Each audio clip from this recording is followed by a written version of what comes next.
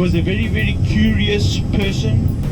He always wanted to find out how things worked, no matter whatever the cost was, right? He was a brutal, brutal dictator, and lived by the sword and led by example. He was considered to be a brilliant military strategist, and he was nicknamed the Black Napoleon. Extremely vicious, and they hang around in groups, family groups, normally an odd number, because if two chicks are born, the strongest one will then kill the younger one, and you're always going to end up having an odd number of those birds. You can normally tell them when they've got the red necks means that they're fully matured.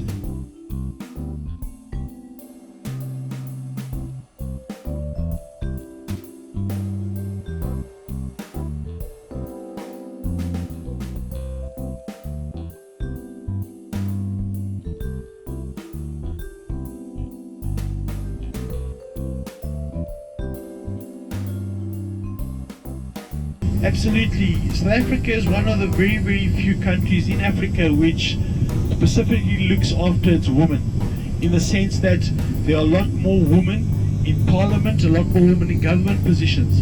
And as I've told you, we became very close to actually having a woman president in South Africa. So our economy, our constitution is very open to having women in it. But you are right. There are a lot of women that are going out for themselves nowadays. The ages of marriages are moving out from 15, 18, 19 through to the late 20s, early 30s. There'll be citrus.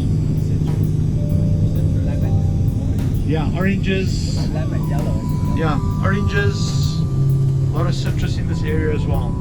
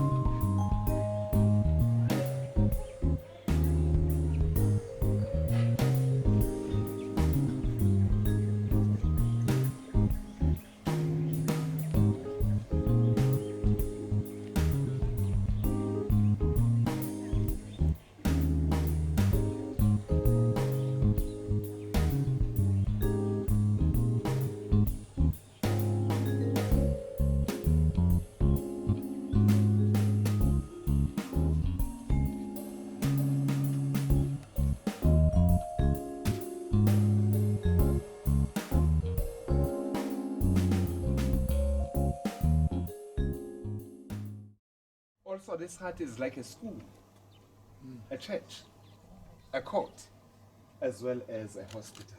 We believe that a homestead without this hut is not a homestead, but it's like a zebra without stripes. When you go inside here, gentlemen, they must go in first, sit on the right-hand side. Ladies, after, sit on the left-hand side for protection.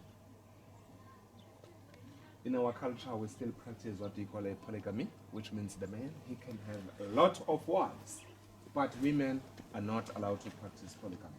So they say, how many wives do you have?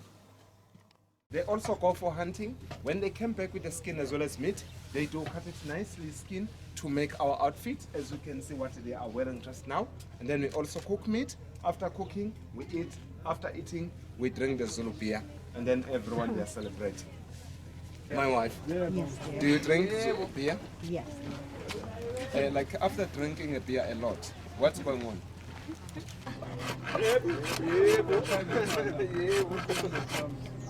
When I'm sad,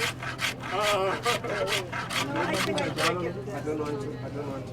He said this is ik because of the sound. When you step them in, it's time to make a sound like in and out. So the gentleman here is going to give you a demonstration how we fight using these two weapons.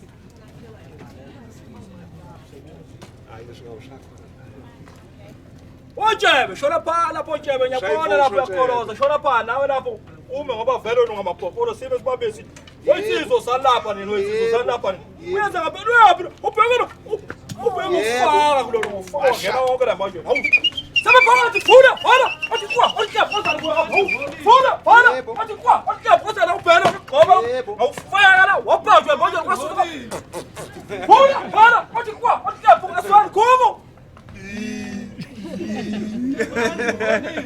Oh, batapelele matsoho. Yebo. Yebo. No, you would not. Yebo. Yebo. Percentage alcohol, you can drink and drive, but me I can drink and dance, I can get more power. Yebo. Yebo. And then the husk remaining, this is the food for the chicken.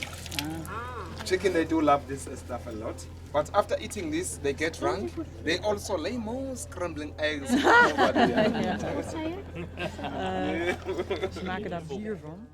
As well as a long skate, which means she is taken.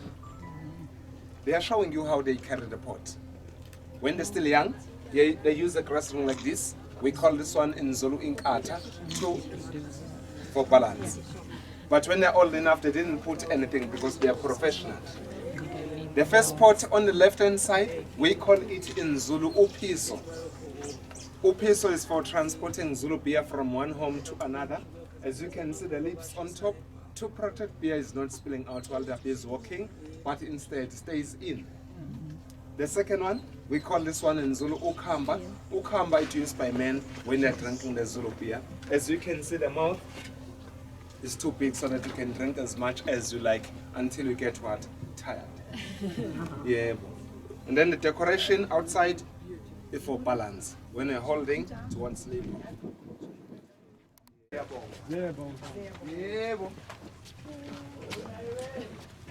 We call this isichopi. Isichopi is done by with a porcupine quill. Like when you're consulting to a medicine man, maybe you're feeling some pain somewhere. Medicine man is going to inject you like this. This thing, it is very, very sharp.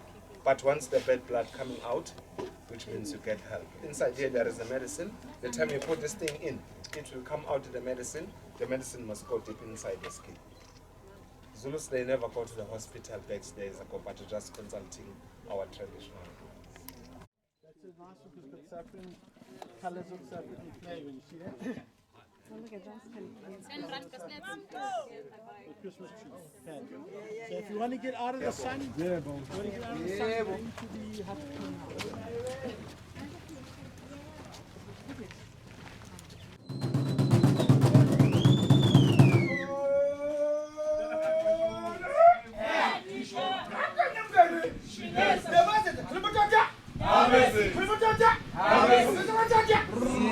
Hallelujah. Oh, hey. Beautiful people in the place to be. Well, I welcome you all inside the grandmother's hut. It's your time to sit back, relax, and enjoy all these upcoming dances.